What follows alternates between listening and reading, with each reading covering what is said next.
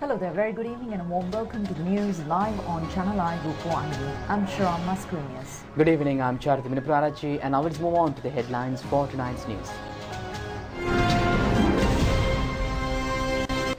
The World Bank is to grant Sri Lanka with $128 million in support of efforts to combat the coronavirus.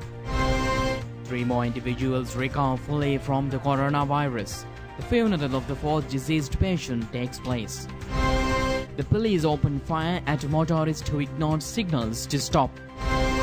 The Premier says at this juncture, the government takes decisions upon instructions of medical specialists. Steps have been taken to grant the first installment of the Samruddhi Advance by Monday. The program to popularize 14 types of crops in the country speedily begins tomorrow. US President Donald Trump undergoes COVID-19 testing for the second time. Now for those and other stories in detail, starting off with local news. The World Bank has decided to grant a concessionary loan of $128 million to Sri Lanka to combat the coronavirus. This concessionary loan will be granted to strengthen the efforts taken by the government to contain the spread of the COVID-19 virus. The Executive Board of the World Bank approved this accelerated loan concessionary yesterday, under which the concessionary loan will be granted for 25 countries in the first round. Amongst the South Asian countries, India, Pakistan, Sri Lanka, Afghanistan and the Maldives are entitled to this loan. Through this financial grant, the objective is to squash the spread of the coronavirus in Sri Lanka and empower the countering mechanism. Thereby, prominence will be given to uplift the hospital and laboratory capacity, uplifting the training of the medical staff and raising public awareness. This concessionary loan consists of $35 million granted by the World Bank and $93.6 million granted by the International Development Union. The Ministry of Health will be the main operational body of this plan. Under this plan, a modern laboratory complex will be constructed at the Medical Research Institute at Borella. In addition, the project focuses on further upgrading the IDH hospital at Angoda to successfully face such epidemics. The World Bank director overseeing Sri Lanka, Nepal and the Maldives, Idahas Paswari Rideog, says Sri Lanka has taken a number of satisfactory measures to prevent the spread of the coronavirus so far. The World Bank intends to work closely with Sri Lanka in the efforts to combat the corona epidemic. Meanwhile, the Asian Development Bank has granted a sum of $100,000 for urgent purchases of medical equipment. The grant was awarded upon the coordination of UNICEF, and these grants will assist the corona combating process implemented in the country. The security units opened fire at a motorist who ignored orders to stop and proceeded ahead, violating curfew regulations at the district boundary checkpoint at the new bridge in Murutumodara. The police headquarters states that 3 individuals sustained injuries and they were later arrested. The vehicle was being driven from Murutua to Panadura, and at the checkpoint along the old road at Eguravena, the driver had ignored the signal to stop. Thereafter, the security personnel on duty at the checkpoint at the new bridge and Modara were alerted. However, the vehicle had not heeded to signals to stop and had proceeded, prompting a police constable on duty to open fire. The police personnel of the Panadura South Police Station on the other side of the new bridge had also signalled to halt the vehicle. However, it had sped fast. In the search that pursued, the police found the vehicle parked near the Panadura Hospital. 3 of the 4 passengers in the vehicle had sustained injuries and had been admitted to the Panadura Hospital, and 1 of them was transferred to the Colombo National Hospital for further treatment. The driver of the vehicle and the 3 injured were arrested. 2 of the injured are undergoing treatment at the Panadura Hospital under police protection. These individuals are residents of Panadura and Bataranula areas and are of the ages of 18, 20 and 22. The police state that the 2 individuals who are undergoing treatment at the Panadura Hospital have been arrested on the previous occasion on suspicion of having drugs in their possession. The vehicle was seized by the Panadura police, and after fingerprints were scanned by the Crime Reports Division, it was given over to custody of the Murutua police.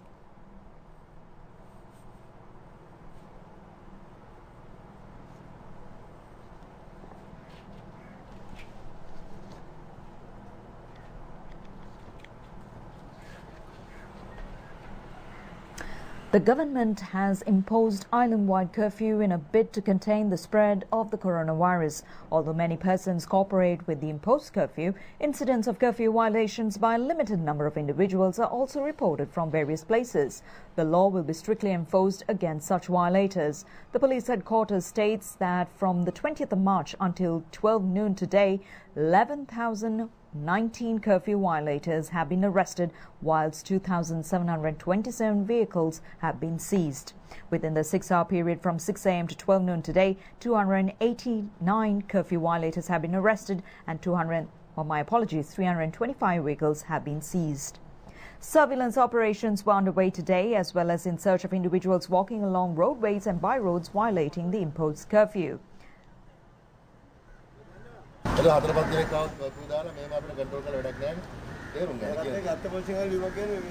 Navalapitiya Crimes Division has apprehended 2 individuals found brewing illicit liquor during curfew.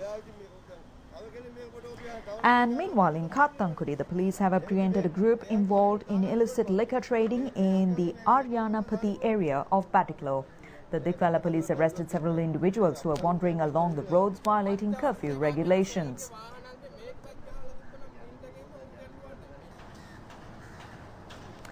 Three treasure hunters were also taken into custody with their excavating equipment while digging for buried treasure in the Vallavaya area during the curfew period. The imposed curfew will be in force until further notice in Colombo, Gampa, Kalutara, Puttalam, Kandy and Jaffna districts, which have been identified as high-risk areas in respect of the spread of the coronavirus. In other districts, curfew will be lifted at 6 a.m. on Monday and will be reimposed at 2 p.m. on the same day. Movement between districts when curfew is imposed is totally prohibited except for essential services.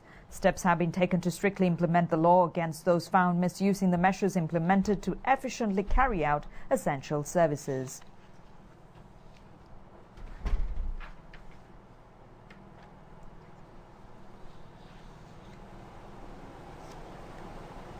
And meanwhile, the government states import restrictions will be imposed on agriculture goods that can be produced in the country and on unnecessary goods that are imported into the country. Speaking at the media briefing held in Colombo today, Co-Cabinet spokesman Minister Bandula Gunawardena said, however, no such restrictions have been imposed on the importation of essential goods. Minister Bandula Gunawardena said the importation of goods that can be produced within the country, especially agricultural goods, will be restricted. The minister pointed out that the government, as a policy, as soon as President Gotabaya Rajapaksa became the president, banned the importation of certain goods in a bid to protect the agricultural sector of the country. He noted, however, the importation of food items, the raw materials such as fertilizer and other chemicals has not been banned. රසායනික ද්‍රව්‍ය මේ කිසිවක් ගැනීම තහනම් කරලා නැහැ.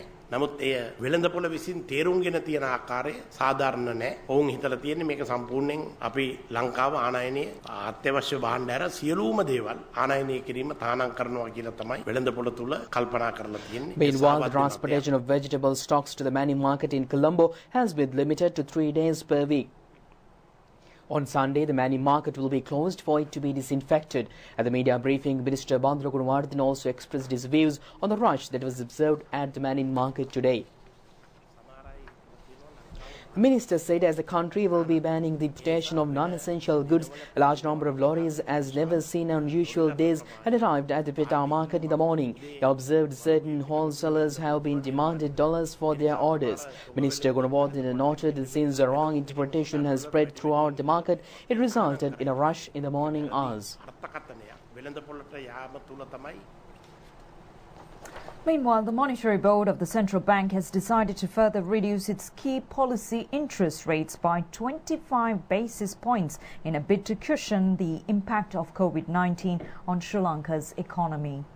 The Monetary Board took this decision in an emergency meeting convened today, and its second such meeting since March 16, when the policy rates were cut by 25 basis points. So far this year, policy rates have been slashed by 100 basis points. The next and the third monetary policy meeting for the year was due on April 9th, but the central bank said that there would not be any policy announcement on the 9th. Since March 16, the central bank announced a slew of measures to support the economy by way of lower borrowing rates and liquidity support to prevent the businesses and the individuals from defaulting their loans. After yesterday's decision, the standing deposit facility rate, or the rate at which the central bank absorbs excess liquidity from the banking system, was brought to 6%, while the standing lending facility rate, or the rate at which the central bank infuses liquidity into the banking system, was reduced to 7%. And meanwhile, Marcus Chu is a 16-year-old student in Manila, where school classes have been suspended amid city-wide lockdown. But Marcus is putting his free time to good use, making face shields for frontline doctors with his 3D printer at home. This Filipino teenager is putting his Christmas gift to good use. Meet Marcus Chu, a 16-year-old student in Manila. The capital city is currently under lockdown and school classes are suspended. But Marcus hasn't been wasting his free time. He has been making dozens of face shields with his 3D printer at home to help doctors on the front lines. On the internet, I've seen a lot of posts about the doctors and the people in the front line who are suffering from all these tiring works. And many countries, including the Philippines, are scrambling to get enough of this protective medical equipment. The 10th grader first found an open-source design of the face shield on the internet, but later tweaked it. Chu said the new design uses less material and can be printed faster. His family has donated the face shields to 4 hospitals in Manila and plans to make more for those in need. I feel like it's my opportunity to finally help in a very serious situation, even if it's in just a little way. Well, that was in the Philippines. And in the US, with 3/4 of Americans living under lockdown, a new sound is starting to replace the noise of traffic and urban tumult, one that has ornithologists eagerly listening: birdsong. Cities across the U.S., sidewalks are empty and the noise of traffic has been replaced by silence. But as cities turn quiet, a new sound is emerging: birdsong.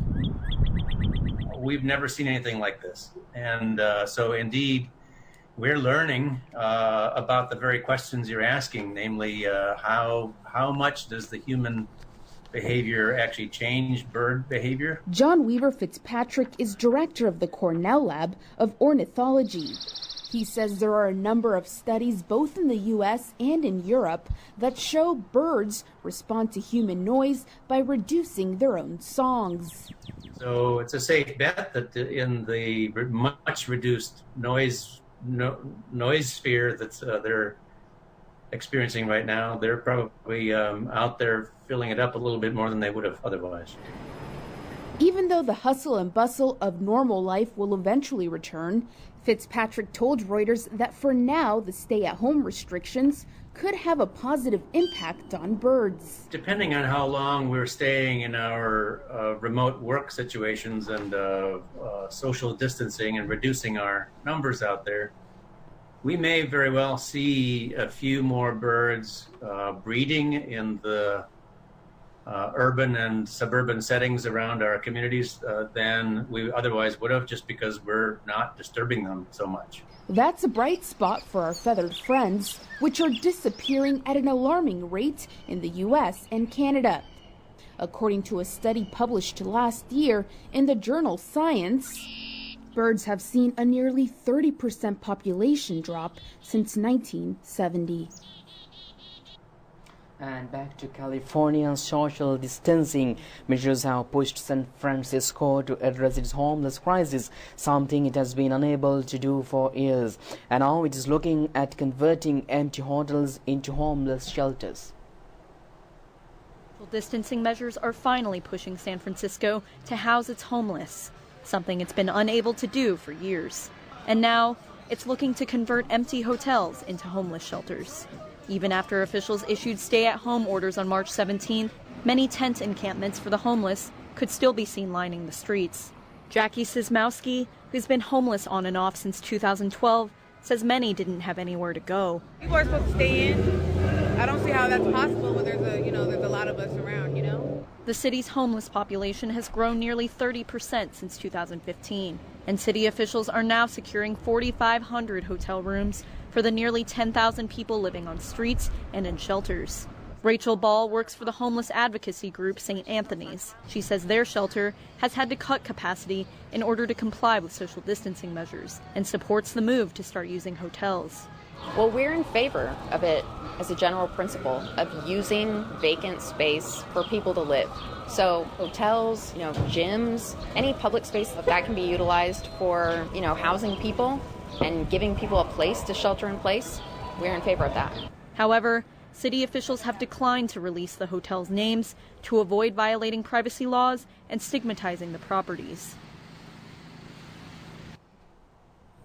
And on a more developing story, an Israeli ultra-Orthodox town has been classified as a restricted zone as security forces move to restrict movement in and out of the area near Tel Aviv has been put into lockdown to protect its residents. Israeli police put up metal barricades and roadblocks on Friday to enforce a lockdown of an ultra-Orthodox Jewish town currently suffering with a disproportionately large outbreak of the coronavirus. Emergency regulations approved by the cabinet late Thursday declared Bnei Barak near Tel Aviv a restricted zone due to its high rate of infections. The new designation gives authorities the power to tighten curbs on public movement.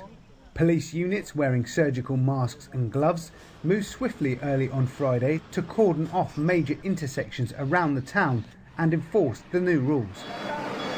A police spokesman said the new lockdown measures mean people are now only allowed in or out for medical reasons.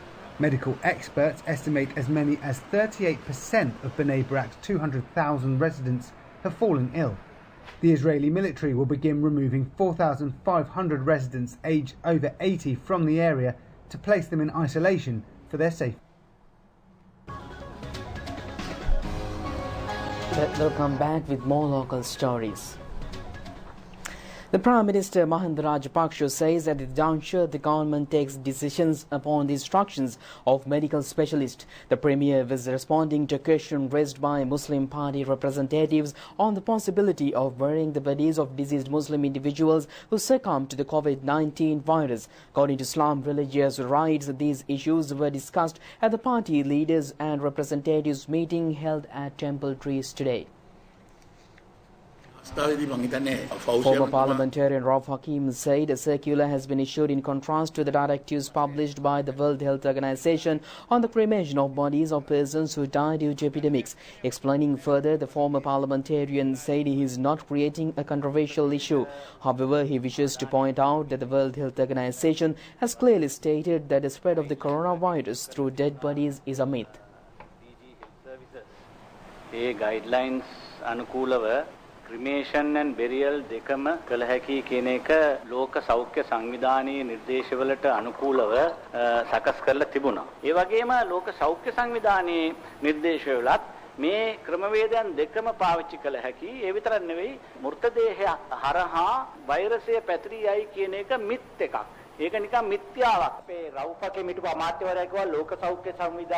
Former parliamentarian Uday Gamampila rejected former MP Rauf Hakim's statement that the spread of the virus through corpses is a myth. Former MP Gamampila pointed out in the report released by the World Health Organization last Saturday, it only states that so far there is no evidence pointing to the spread of the virus through contaminated corpses. අවස්ථාව නිසා ලෝක සෞඛ්‍ය සංවිධානය කියනවා මෙතෙක් මලමිනියකින් බෝ වුණු බවට සාක්ෂි නැත මිසක් රවුෆ් හකීම් මහතුමා කියන ආකාරයෙන් මලමිනියගේ බෝ වෙනවා කියන මතේ මිත්‍යාවක් කියලා ලෝක සෞඛ්‍ය සංවිධානය කියලා නැහැ. එක්තරා ස්වාමීන් වහන්සේ නමක් බෞද්ධ භික්ෂුන් වහන්සේ නමක් Minister Vimal Veeravansh, citing an example, stated he observed on a news broadcast a prelate stating that when his sister passed away at a hospital in a different location, the villagers suspected that it was a corona-related death. The prelate and his relatives has decided to bury the body at a nearby cemetery. However, the residents of the area had objected. The minister pointed out it has not been confirmed as to whether the death was caused by the coronavirus. He says the scientific aspect and the perspective of society with regard to the disease should be considered. ඒකත් අපි මෙතෙන්දි සලකන්න ඕන භික්ෂුන් වහන්සේ නමක් කියලා ඒ බෞද්ධ ගම්මාන ඒ ගමේ අය එකට ඉඩ දුන්නේ නැහැ. මෙතන තියෙන ජාතිකත්වය පිළිබඳ ප්‍රශ්නයක් නෙවෙයි. Water table Director General of Health Services Dr. Anil Singh pointed out in the cremation process the overall situation in Sri Lanka need to be taken into consideration as the situation in each location is different. The Director General echoed the points raised by the Health Minister, who noted that subterranean water levels in Sri Lanka at a higher level and the soil consists of kabuk and fertilizer soil. Therefore, there is a possibility for the virus to penetrate the layers of soil. However, he noted this is not the situation in Negombo and it is not the situation in Batticaloa, whilst the situation in another location may be different. Dr. Jaisingh pointed out the undergoing water level in the Negombo area is high. Therefore, attempts were made to transport the body to Malika. However, due to the distance involved, the objective is to cremate the bodies at closest crematorium. The Prime Minister Mahinda Rajapaksa says at this juncture the government takes decisions upon the instructions of medical specialists. Pointing out that he himself is not a specialist, the Premier further stated, therefore the decision-making power should be given to specialists in the health sector. He noted when curfew was imposed, the views of medical specialists were sought. The Premier also pointed out as much as the Muslims are unable to conduct funeral rites according to their religion, the Buddhists also are facing a similar situation. Therefore, the Premier concluded specialists in the health sector need to be consulted before any implementations. And the Department of Samurdhi Development states by Monday they hope to complete the granting of the first installment of the Samurdhi advance applied for by the Samurdhi beneficiaries. Director General of the Samurdhi Development Department, Attorney at Law Bandula Tilakasiri announced this decision. 1,798,655 beneficiaries avail benefits for the Samurdhi movement. 600,339 individuals are on the waiting list, while the total number of beneficiaries is 2,398,994.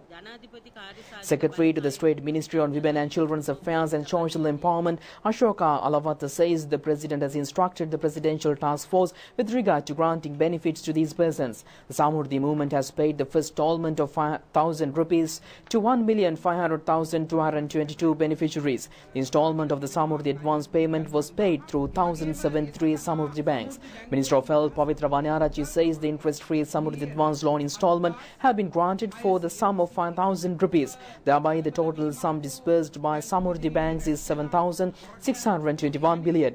She further stated there is no need for Samurdhi beneficiaries to queue in front of their Samurdhi branches, as Samurdhi benefits will be delivered to the residences of Samurdhi beneficiaries, which total up to 2 million families. Director General of the Samurdhi Development Department, Attorney at Law Bandula Tilakasiri, said the Samurdhi officials at the crisis situation are delivering the Samurdhi benefits to the very doorsteps of the beneficiaries in a responsible manner. He, however, noted there have been instances in which the grant has been withheld, as certain Samurdhi beneficiaries have still not settled their previous loans. In such situations, they have notified the Samurdhi officials to take into consideration the situation faced by the beneficiaries and to take steps to grant concessionary interest loan of 5,000 rupees. The Director General further stated by Monday they hope to complete the granting of the first installment of the 5,000 rupees Samurdhi advance loan applied for by Samurdhi beneficiaries. He further explained the next task is identify families that are stable and receive 5,000 rupee grant paid by institutions under the ministry. He added the short listing of families is currently underway.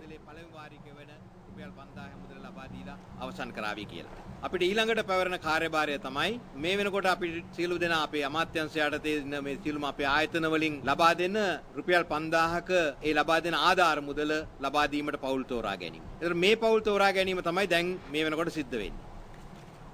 The National General Secretariat on Differently Abled Persons states the disability allowance of the kidney disease allowance was also being provided for 5,000 rupees each. 72,000 beneficiaries are entitled to receive this disability allowance, whilst together with 38,491 persons on the waiting list, the total number of 149,960 beneficiaries. The number of beneficiaries entitled to receive the kidney allowance is 25,320, whilst 13,849 persons are on the waiting list. Thereby, the total number of beneficiaries is 39,169. The program to popularize 14 types of crops in the country speedily begins tomorrow. Thereby, crops which are regarded as import crops will be introduced. These include maize, green gram, soya, cowpea, cashew nuts, kurakam, big onions, green chilies and potatoes. The initiative is being launched upon the recommendations of the Task Force on the National Food Production Program and will be initially launched tomorrow at Madagama in Ampara districts, Singapore Valikanda and the Dimulagala and Gannorwa germination centres of Polonnaruwa. The Ministry of Mahavali, Agriculture, Irrigation and Rural Development states this initiative has been launched to face the present situation. And meanwhile, the payment of pensions took place today as well. Pensioners who are unable to collect their pensions today can alternatively obtain their pension payments on the 6th of this month. Meanwhile, the initiative to deliver pensions to the residences of the pensioners is reportedly proceeding successfully.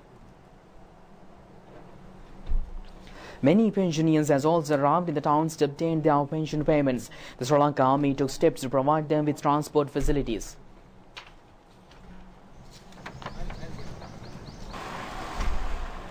Under the initiative of the home delivery of pensions, several post offices in a number of districts took steps to deliver the pensions to the residences of the pensioners.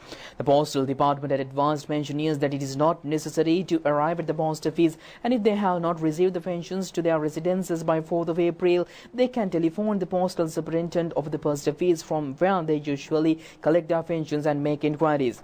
Alongside the payment of pensions, the government has permitted all pharmacies throughout the island to keep open. Steps have been taken to provide essential pharmaceuticals without shortage and without inconvenience to the pensioners.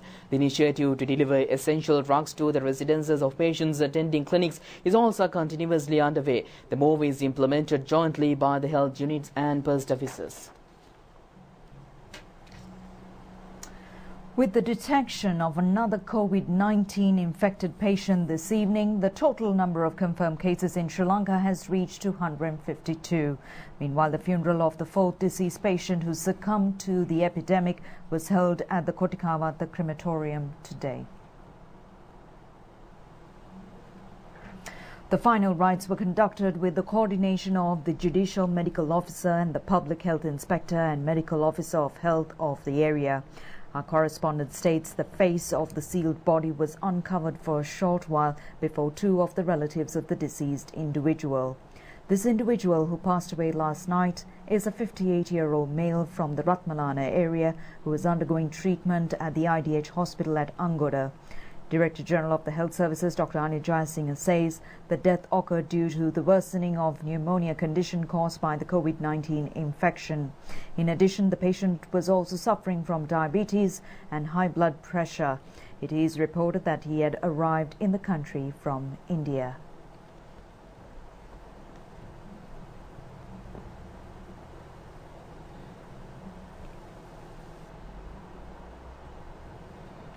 With yesterday's reported death, the total number of COVID-19 related deaths has reached 4. Meanwhile, the total number of fully recovered patients is 24. Director General of Health Services, Dr. Anil Jayasinghe, says tests are being conducted on individuals who have been quarantined. However, since lately, they have launched a measure to test samples of individuals these quarantined individuals have interacted with. And many donations of face masks to safeguard against the coronavirus took place today as well. A stock of face masks were donated to the staff of the Sri Lanka Rupavahini Corporation today. These were donated with the coordination of Chairman of the Homagama Pradesh Sabha, Sampath Jayasinghe, and Deputy Chairman Bandulile Peruba and Minister Bandula Gunawardhana's Coordinating Secretary Siripala Devmini. The donated stock of face masks was received by Minister Bandula Gunawardhana and Director General of Rupavahini Ajit Naragala.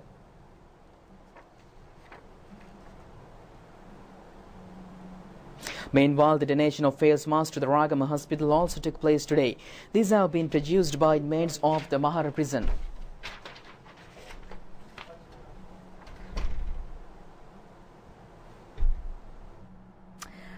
A private institute has come forward to assemble hospital beds required for intensive care units in hospitals. The institute that has taken the initiative in this respect is Rex Industries, which is located at Negombo. Professor Sisira Siribadana of the University of Rajarata states these hospital beds are of good quality and are helpful when treating coronavirus infected patients.